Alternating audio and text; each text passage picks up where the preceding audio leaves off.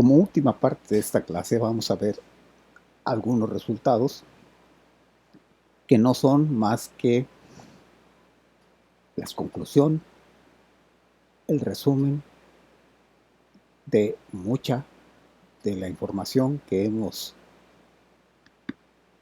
encontrado durante todo el curso.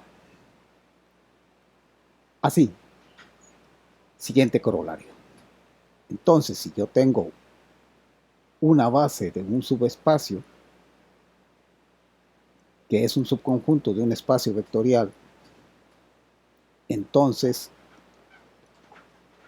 a su vez, todo subconjunto de este subespacio que contenga más vectores que el subespacio U deberá ser linealmente dependiente.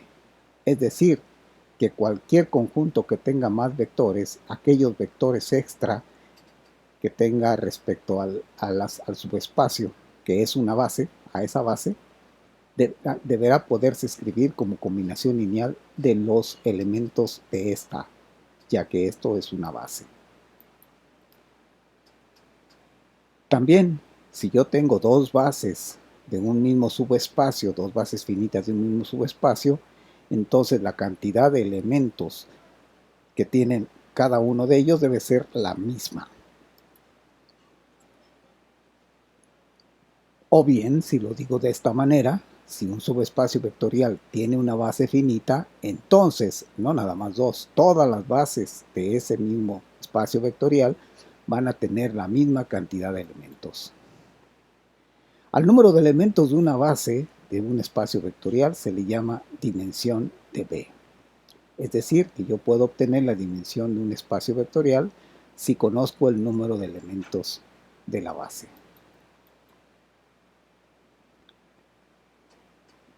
Pero por convención, el espacio vectorial trivial es por convención 0. Si un espacio vectorial tiene una base con un número finito de elementos, entonces diremos que el espacio vectorial es de dimensión finita. Y esa dimensión, si tiene n elementos, vamos a decir que es n dimensional. Si no tiene base finita, entonces diremos que su dimensión es infinita. Más resultados, todo espacio vectorial forzosamente tiene una base. Y también, si W es un subespacio de un espacio vectorial de dimensión n, entonces ese subespacio también es de dimensión finita y la dimensión de ese subespacio forzosamente es menor o a lo más igual a n.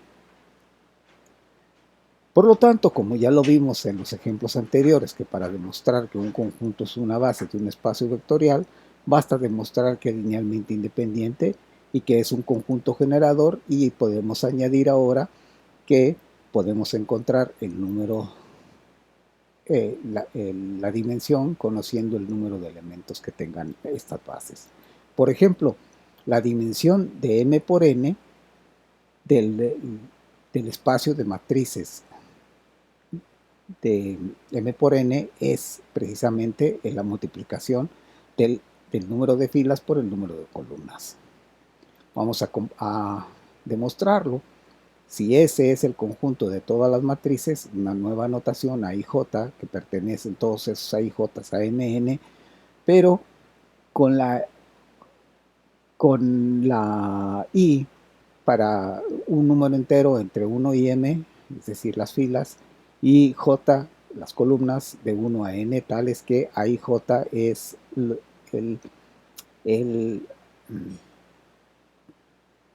arreglo rectangular AIJ con AIJ igual a 1 y 0 en los demás elementos. Es decir, que el A11,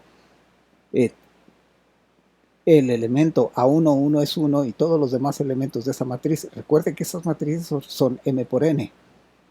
Y solamente el A11 en la matriz A11 va a ser 1, todos los demás serán 0.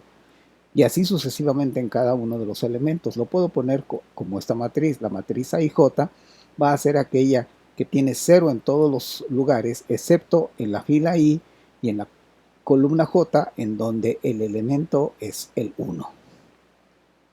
Así que pueden ver que hay m por n matrices de este tipo.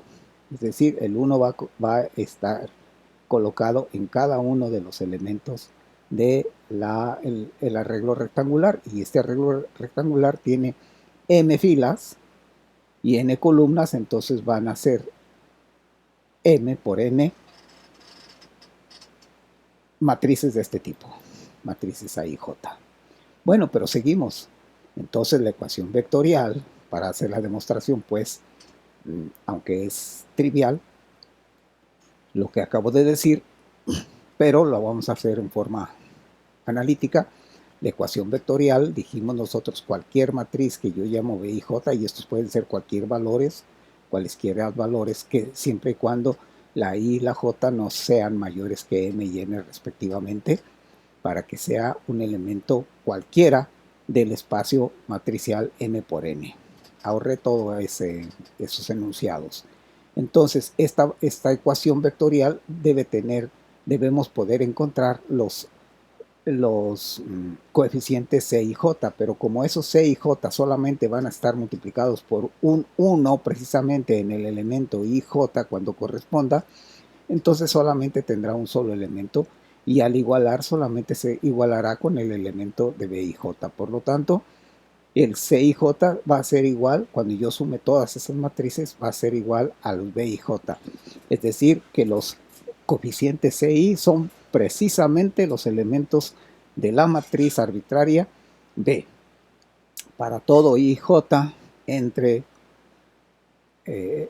dentro pues de las matrices rectangulares M por N.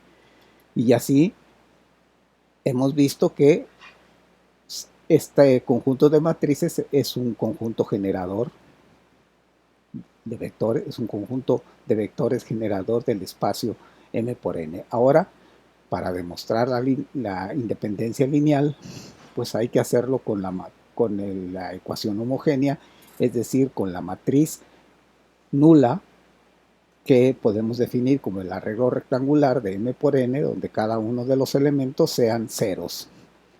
Así, igual que lo dijimos hace rato, los C y J tienen que ser igual a los 0 y J, pero como los 0 y J son todos 0, así que C y J es igual siempre a 0 para todo I y J. Por lo tanto, la única solución es la solución trivial y por lo tanto la matriz, el conjunto de matrices que le llamé S es un conjunto generador, como lo vimos en la primera parte, y es linealmente independiente, como lo vimos en la segunda parte, del espacio de matrices M por N, y por lo tanto, al cumplirse ambas condiciones, forma base, y lo dijimos desde un principio, consta de M por N elementos, y por lo tanto la dimensión de M por N es M por N. Nos faltaba pues demostrar que era una base, y porque el número de matrices sabíamos que iba a ser M por N.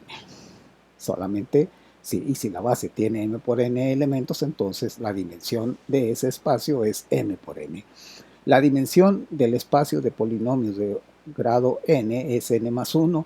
También, si nosotros formamos una base, sabemos que si los elegimos de esta manera, los elementos, los vectores del conjunto S, como xn, xn-1, xn-2, cada uno un solo término de un polinomio de orden de grado n, o n-1, n-2 hasta orden 0, es el conjunto generador de P sub n. Recordemos que le llamábamos la base canónica y que es un conjunto linealmente independiente, por lo tanto forman base, y es la base canónica, y como son exactamente n más 1 vectores, los podemos contar aquí fácilmente, los elementos de n, ya que va desde el polinomio de orden 0 hasta el de orden n, ¿no? Entonces se concluye que la dimensión de este espacio vectorial es precisamente n más 1. Luego tenemos el siguiente teorema, ya más general. Sea B un espacio vectorial de dimensión n, y sea un conjunto de vectores t desde u1 a un en en el espacio vectorial B, entonces, observen, B es un espacio vectorial de dimensión n, es decir, que las bases tienen n elementos, la base tiene n elementos, y sea T un conjunto de vectores. Entonces, si T es linealmente independiente, se concluye que T es una base de B, forzosamente. Recuerden que si tiene más de una base, esas bases tienen que tener el mismo número de elementos, y etcétera, etcétera. Entonces, forzosamente, si el conjunto T es linealmente independiente, entonces va a ser una base. Automáticamente no necesitamos la segunda, o bien la segunda nada más. Si T es un conjunto generador, entonces T es una base de B. ¿Sí? Ya con una sola, para demostrar que un conjunto es una base de un espacio vectorial, teníamos que demostrar que era linealmente independiente y a su vez que era un conjunto generador de B. Pero si la dimensión de B es precisamente el número de elementos que tiene este conjunto, entonces solo basta demostrar una sola. Así, se vio que los polinomios, estos tres polinomios, son un conjunto linealmente independiente en el espacio vectorial, y eso es suficiente. Por lo tanto, este conjunto es una base de P sub 2, ya que es linealmente independiente y su dimensión es 3, que es n más 1. Entonces, por el teorema anterior, ya forman una base y no tenemos que demostrar que era un conjunto generador al mismo tiempo. Otro ejemplo, se demostró a su vez que el conjunto de matrices era un conjunto generador en el espacio 2×2 de un ejemplo anterior de la dimensión 4, pues 2×2. Por lo tanto, según el teorema anterior, es decir, ahora solamente la parte de que era un conjunto generador y que su dimensión es precisamente n, que en este caso es 4, forman base del espacio vectorial n 2×2.